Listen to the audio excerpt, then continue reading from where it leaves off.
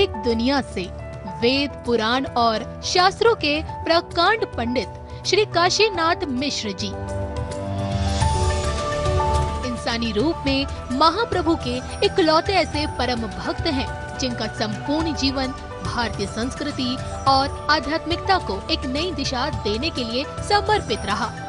आज भी इस जगत को इस सत्य से अवगत करा रहे हैं कि ईश्वर सत्य है, आत्मा सत्य है, मोक्ष सत्य है और इसी सत्य के मार्ग को दिखाने वाला धर्म सनातन अनादिकाल से चली आ रही एक ऐसी अविरल परंपरा है जिसका अनुसरण करके ही आने वाले संकट से स्वयं को बचाया जा सकता है।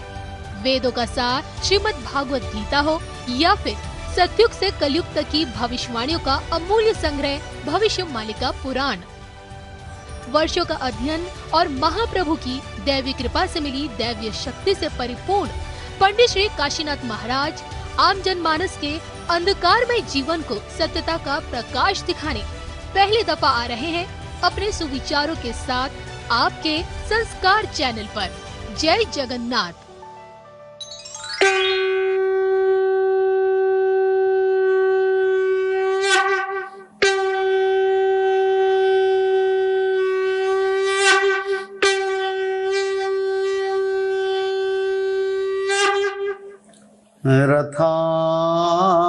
रथारूढो गच्छन् अतिमिलितभूदेव पटलैः श्रुतिर्प्रादुर्भावं प्रतिपदम् उपाकर्ण्य सदया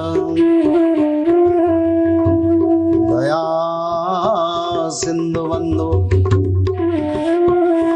सकल जगदां सिंधु सुतया जगन्नाथ स्वामी नयन पथगामी भवतु मे श्री जगन्नाथ स्वामी नयन पथगामी भवतु मे। बोले सच्चिदानंद भगवान की जय, श्री वृंदावन बिहारी लाल की जय, जय माँ राधा रानी की जय, जय श्री जगन्नाथ स्वामी की जय। अति पवित्र पावन धारा है श्रीमद् भागवत महापुराण। सभी पुराण से परे हैं, मानव का कल्याण, मानव का उद्धार के लिए सबसे बड़ा पवित्र धारा है। सारे मुनि ऋषियों ने कलियुग का आगमन के कारण अपना स्थान छोड़ के सारे वैभव संपत्ति को छोड़ के मानव का कल्याण, देवताओं का कल्याण के लिए, ब्रह्मांड का कल्याण के लिए महायज्ञ का अनुष्ठान करें। और उसी समय श्रीमद् भागवत महात्म्य के अनुसार नारद महामुनि भगवान महाविष्णु से भेंट होता है। भगवान महाविष्णु को नारद महामुनि सारे ब्रह्मांड का वार्ता बताते हैं। पर प्रभु धरती पर छोड़ने के बाद कली का जो प्रभाव पड़ गया था, सनातन धर्म की पर विधर्मी लोगों का जैसा प्रहार होता था और सनातन धर्म को धरती पर मानव का मूल्यबोध में, मानव का कल्याण में लगने के बाद सनातन धर्म मानव सभ्यता से दूर हो जाता था। भगवान को सब कुछ जानकारी था। तो भगवान महाविष्णु ने नारद महामुनि को मृत्यु को जाके धरती पर सनातन धर्म मानव का कैसा समय चल रहा है, मानव लोगों कैसे स्थिति पर, क्यों प्रभु तो भगवान कृष्ण के अवतार के महाभारत युद्ध के बाद ब्रह्म शाप्य मिलने के बाद धरती छोड़ दी और नारद महामुनि को वो भेजा देखने के लिए धरती पर क्या हो रहा है। नारद महामुनि ने आके सारा भारत की सारे पवित्र धाम, सारे क्षेत्र को पर्यटन किया। कारण एक ही था, सनातन धर्म का स्थिति क्या है। जैसे कि आज भी हम देखते हैं सनातन धर्म सारा विश्व में नहीं है। विश्व की हाथ गिनती कुछ देश पे हम सनातन धर्म को देखते हैं, पर सारा विश्व में कई अलग धर्म का प्रसार ज्यादा बढ़ रहा है। और उसी समय भी सप्तद्वीप मही पर नारद महामुनि खुद दिखे। ये समय कलियुग का आद्य समय पर, यानी जब भगवान धरती छोड़े, परीक्षित महाराज का देहांत हुआ और श्रीमद् भागवत पवित्र तत्व का धरती पर मानव कल्याण के लिए जरूरी था। भक्ति ज्ञान वैराग्य धरती पर ना रहने की बराबर थे। और ऐसे समय नारद महामुनि भारत के पुष्कर, प्रयाग, हरिद्वार, काशी, गोदावरी, कुरुक्षेत्र, श्रीरंग, रामेश्वरम, जगन्नाथ धाम, कई जितने धाम है भारत में, जितने तीर्थ है, सभी का पर्यटन करके देखें। नारद महामुनि खुद बता रहे हैं, क्या कलियुग का यौवन अवस्था आ गया, क्या दारुण कलियुग आ गया। मैं ये आपको कलियुग का आद्य समय का बात कर रहा हूं। मैंने पहले से बताया, आरभ्य जदा देवर्षयो सप्तमाघेषु विचरन्ति ही तदा प्रभुतस्तु कली द्वादशार्ध शतात्मक। जिस समय शत्रु से मघा नक्षत्र पर विचरण कर रहे थे, जिस समय परम निधान भगवान श्री कृष्ण के देहांत हुआ, उसी समय तदा प्रभु तस्तु कली द्वादशाब्द शता, यानी कलियुग को उस समय 1200 साल हो गया था। ऐसे ही शास्त्र के अनुसार कलियुग का आयु 4,32,000 है। पर 4,32,000 तो समय कितने बड़ा समय है, पर हम श्रीमद् भागवत जी में ही पढ़ते हैं। श्रीमद् भागवत महात्मा में नारद महामुनि बता रहे हैं,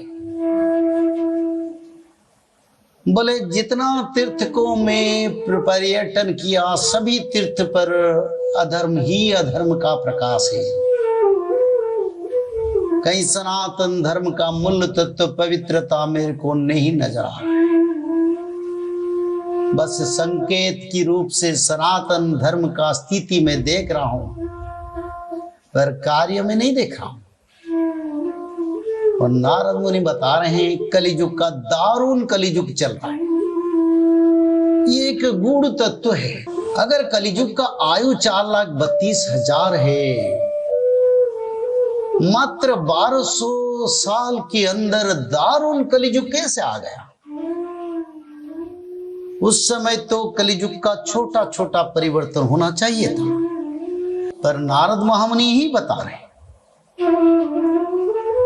सभी तीर्थ जैसे कि पुष्कर, प्रयाग, हरिद्वार, काशी, गोदावरी, कुरुक्षेत्र, श्रीरंग और रामेश्वर क्षेत्र पर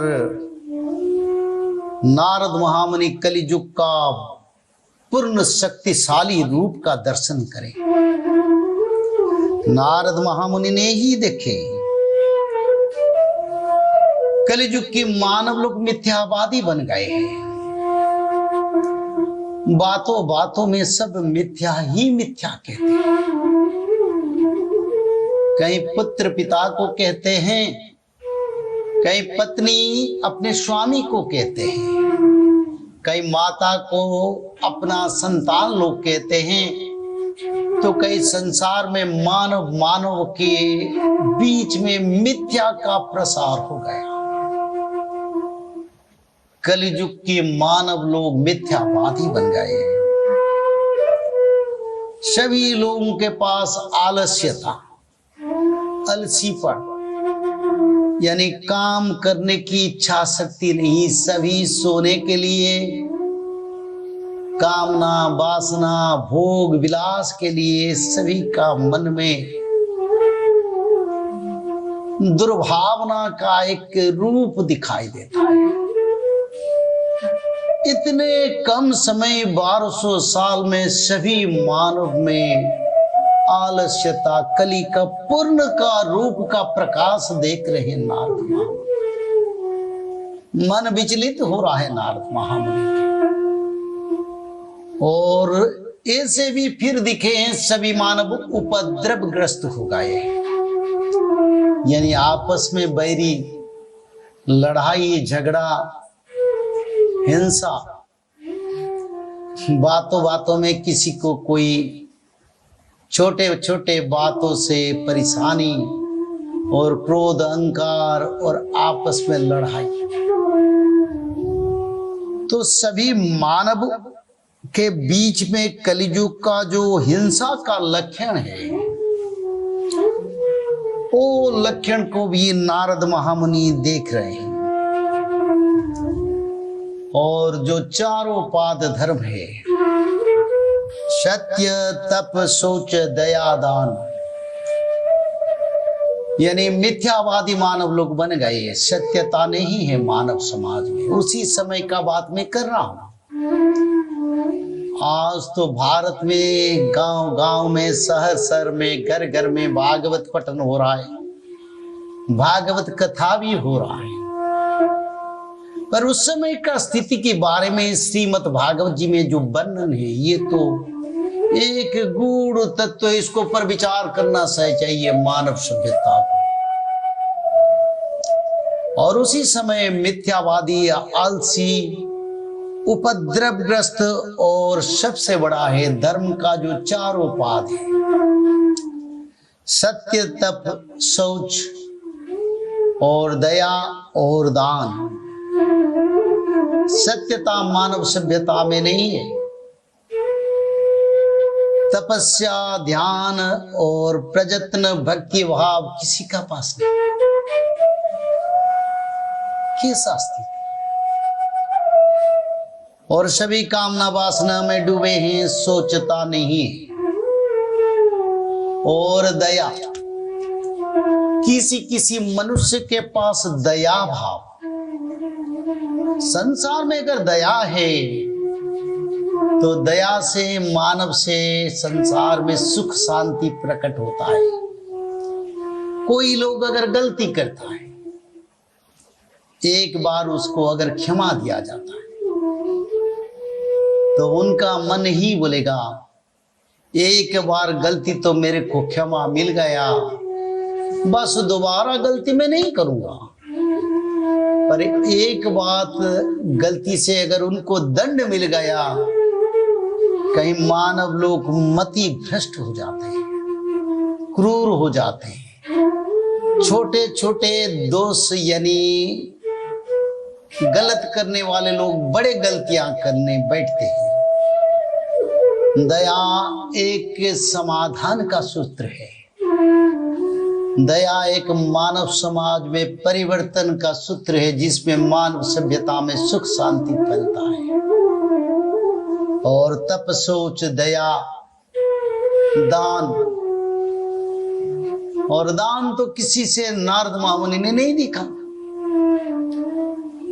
और वो दुर्लभ हो गया था। यानी नारद महामुनि बोले मेरे को दिखाने को नहीं मिला ये सत्य सोच तप दया दान, ये कुछ नहीं मेरे को दिखाई दिया। और सभी मानव केवल भोजन करने के लिए, कामना के लिए अपना कर्म करते हैं। यानी रोजगार करो, कामना वासना को साधन करो और मृत्यु हो जाए। ये कलियुग का आद्य अवस्था, 1200 साल का बाद जो समय, उसी समय ये भागवत तत्व में प्रकाश है। और सभी लोग पवित्र मानव संसार में, जिस उस समय जो साधु संत पवित्र मानव थे, वो सब लुटेरा बन गए थे। आप तो साधु संत धर्म प्रचार करते हैं, चारों पीठों की बड़े जो हमारा पूज्य है वो धर्म प्रचार कार्य करते हैं। सारा विश्व में भागवत कथा भी होता है, पर उस समय कुछ नहीं था। पर कलियुग का बाल्य अवस्था था। पर नारद मुनि आप बता रहे हैं कलियुग का दारुण कलियुग चल रहा है, यानी कलियुग का यौवन अवस्था चल रहा है। और उसी समय संत साधु होने भंड पाखंड बन गए थे। आप तो संसार में साधु संत लोग धर्म प्रचार करते हैं, नाम प्रचार करते हैं, भूषण से तो साधु थे, पर धन संपत्ति पत्नी कामना से सभी लिप्त थे। और ऐसे समय पर नारद महामुनि भगवान कृष्ण को बोले प्रभु क्या हो रहा है संसार में आज, और आपकी नाम भजन कीर्तन और भागवत जी और जो पवित्र तत्व मानव कल्याण के लिए अभी तक भी धरती पर नहीं आया है। तो नारद महामुनि भगवान कृष्ण नाम भजन करते करते फिर दिखे सारा परिवार में नारियों का आधिपत्य जाहिर है। अरे नारी तो माता है। तो ऐसे उसी समय चल रहा था। आज तो समय हो गया, फिर अगले विचारधारा से उसको विचार रखेंगे। थोड़ा भगवान कृष्ण के नाम कर लें। भजो कृष्णम नित्यम, भजो कृष्णम नित्यम, भजो कृष्ण नित्यम, भजो कृष्ण नित्यम, भजो कृष्णम नित्यम, भजो कृष्णम नित्यम, भजो कृष्ण नित्यम, भजो कृष्ण नित्यम, भजो कृष्णम नित्यम, भजो कृष्णम नित्यम, भजो कृष्ण नित्यम, भजो कृष्ण नित्यम। कृष्णा कृष्णा कृष्णा कृष्णा कृष्णा कृष्णा कृष्णा कृष्णा कृष्ण कृष्ण कृष्ण कृष्ण कृष्ण कृष्ण कृष्ण कृष्ण कृष्णा